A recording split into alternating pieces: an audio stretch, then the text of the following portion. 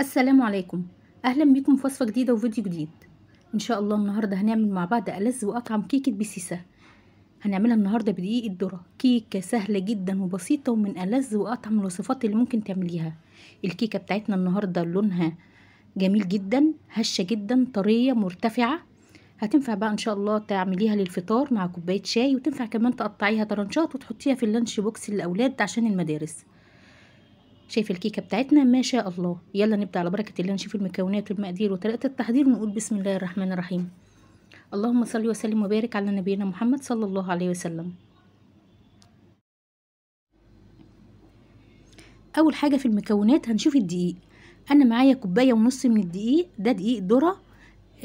دقيق الذره ده موجود ومتوفر عند كل العطارين وموجود في جميع السوبر ماركت.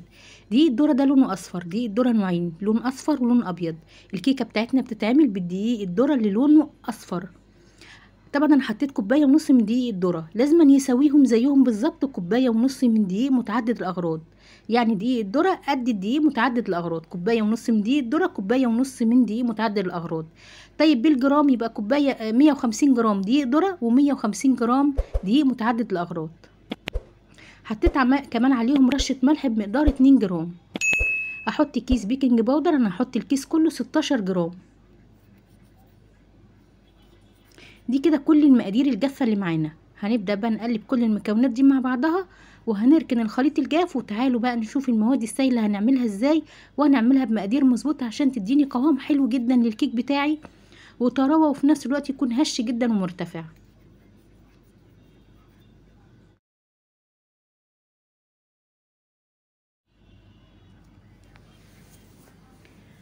معايا هنا 3 بيضات بدرجه حراره الغرفه.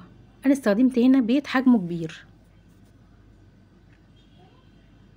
هضيف عليهم كمان 2 جرام فانيليا. طبعا الفانيليا هنا بتضاف لإزالة زفارة البيض، وفي نفس الوقت بتديني ريحة ونكهة حلوة جدا للكيك بتاعنا. وممكن تضيفي فانيليا سايلة. هضيف كمان كوباية ونص من السكر.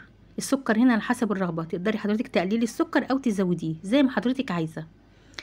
كوباية ونص من السكر بمقدار 150 جرام من السكر. هضيف كمان 150 جرام ملي من اللبن. 150 جرام ملي من اللبن، يعني كوباية ونص من اللبن. انا بستخدم هنا مج الشاي، يعني انا بعاير كل المقادير بتاعتي بمج الشاي. معايا هنا بقى المادة الدهنية. انا حطيت كوباية الا ربع من السمنة، وكملت بقية ربع الكوباية بالزيت. وممكن تستخدمي، طبعا استخدمت هنا سمنة نباتي، وممكن تستخدمي المقدار كله زيت، وممكن تستخدمي المقدار كله سمنة، وممكن تستخدمي نص الكوباية سمنة ونصها زيت زي ما يعجبك. بس السمنة النباتي حلوة جدا، بتخلي البسيسة بتاعتنا كده ناعمة وطرية وطعمها وريحتها حلوة. هاخد كل المكونات دي هخفقها في الخلاط لحد ما الاقي القوام بتاعي كده بقى كريمي. مدة الخفق في الخلاط من 3 دقايق ل 5 دقايق.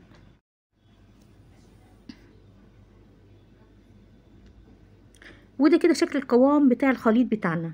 ما شاء الله قوام كريمي جدا وناجح، لان المقادير بتاعتنا مظبوطة هتدينا نتيجة حلوة جدا في البسيسة بتاعتنا او الكيك بتاعنا.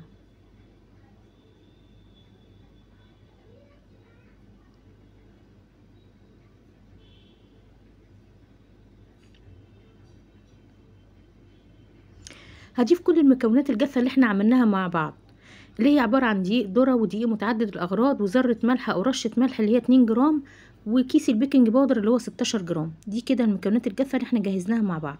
بضيفها كلها، بنزل بيها دفعة واحدة، وببدأ أقلب الخليط بتاعي في اتجاه واحد. مدة التقليب من 3 دقايق ل 4 دقايق ل 5 دقايق لحد ما تلاقي القوام بتاع الخليط بتاعك بقى ناعم معاكي كده وكريمي.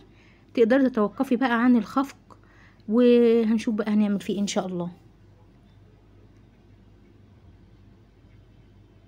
طبعا ده كده انا فضلت اخفق فيه او اقلب فيه كده لمده 5 دقايق لحد ما اداني قوام كريمي ناعم جدا متجانس.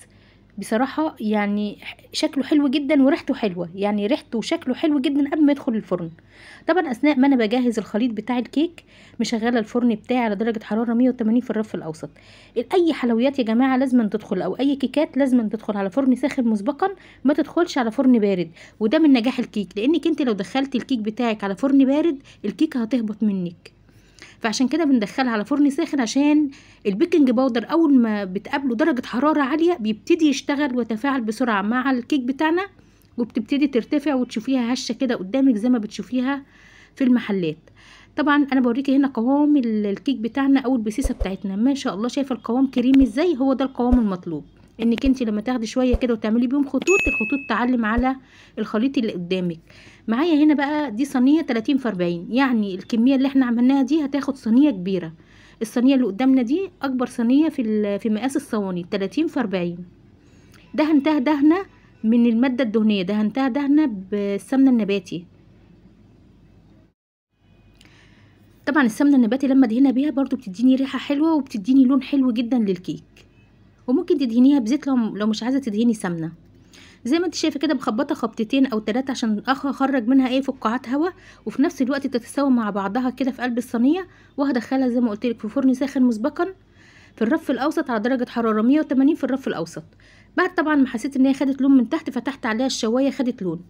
هو اللون ممكن يكون احمر مني شويه، بس بجد الكيكه بتاعتنا رهيبه، طريه جدا هشه. انا لسه على فكره مخرجاها من الفرن، يعني انا بحط ايدي عليها كده وهي سخنه. هي المفروض انها بتتقطع وهي بارده. تمام ما شاء الله. شايفه انا ما بحط ايدي عليها بترد ليا تاني سفنجيه جدا. طبعا لما بطفي عليها الفرن بسيبها تهدى شويه، ما بطلعهاش على طول، يعني بسيبها 3 دقايق 4 دقايق، مش اول ما اطفي الفرن اروح مخرجاها معرضاها للهواء. لا، انا سبتها طفيت عليها الفرن وبسيبها 3 دقايق 4 دقايق 5 دقايق تهدى شويه من درجه حراره الفرن، وبعد كده بخرجها. طبعا انا قطعت معاكم قطعه اهي بالشكل ده. شايفه الارتفاع بتاعها؟ انا هقيسلك الارتفاع بتاعها دلوقتي، يعني انا هوريكي الارتفاع بتاعها حجمه قد ايه ومقاسه قد ايه. ما شاء الله جميله جدا. البسيسه بالدقيق ذره طعمها حلو جدا، تحسي انها يعني كريميه جدا، يعني بتبقى حلوه بصراحه، طعمها بيبقى حلو، مش قادره اوصفلك طعمها. انا بوريكي هنا بحط السكينه، شوفي بس هي واخده قد ايه. انا بوريكي بس الارتفاع بتاع الكيك قد ايه. ما شاء الله مرتفعه جدا. وده بردك عشان البيكنج باودر، احنا مستخدمين بيكنج باودر يعني معروف ان هو يديني نتيجه حلوه في الكيك. هنبدا نقطع كمان قطعه كده مع بعض ونشوف. وانت شايفه السكينه ماشيه فيها، شايفاها هشه ازاي وطريه، يعني انت حاسه وانا بقطع كده بالسكينه انها طريه جدا. هتنفع بقى معاكي للفطار، تفطري بيها كده مع كوبايه شاي مع كوبايه لبن، او تقطعيها طرنشات زي ما احنا هنقطعها دلوقتي وتحطيها في اللانش بوكس لاولادك. لونها اصفر من جوه بجد تحفه، ما شاء الله تفتح النفس. طريه جدا مرتفعه هشه، ريحتها حلوه جدا بصراحه. هي قلبت لي ريحه البيت والله. يعني الكيك لما بيكون بعمل كيك في البيت بيقلب لي ريحه البيت. انا هنا بس بوريكي القطعه عامله ازاي. يعني انا قطعت هنا قطعه كده على هيئه قطعه مربعه صغيره كده على هيئه طرنشات، بس بوريها لك عامله ازاي. شايفه ما شاء الله جميله جدا. وممكن تعمليها كمان في اعياد الميلاد، وممكن تهدي بيها بقى جيرانك واصحابك زي ما يعجبك.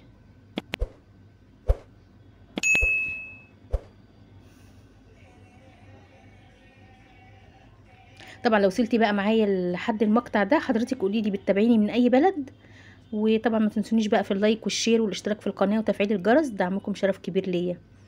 وبكده اكون انتهيت من الفيديو بتاعنا. وده شكل الكيك، وهنقطع بس قطعه كده مع بعض، هوريكي ازاي تقطعيها طرنشات للاولاد، بجد جميله جدا. في حفظ الله. استودعتكم الله الذي لا تضيع ودائعه.